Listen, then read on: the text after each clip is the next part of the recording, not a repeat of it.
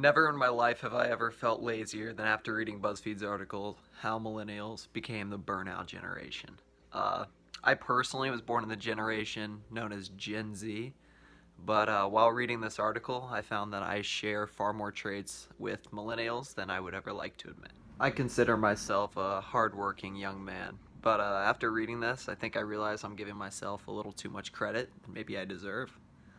Something as simple as doing my laundry or rinsing off dishes when I'm done eating can seem like the most time consuming, pointless task, when in reality it has little to no effect on my efficiency as a human being. I think what I learned the most from this article in terms of millennials, and I'm going to go ahead and group myself in this even though I'm only 4 years away, is that if something doesn't directly benefit millennials in terms of success towards their career, or if it doesn't make their everyday life easier, then they choose to prioritize it far less than previous generations would. In terms of research on what makes millennials the way they are, I think I'd start with what Amanda Etches refers to as attitudinal research. This way I could find out what about millennials' attitudes towards life made them the quote unquote burnout generation.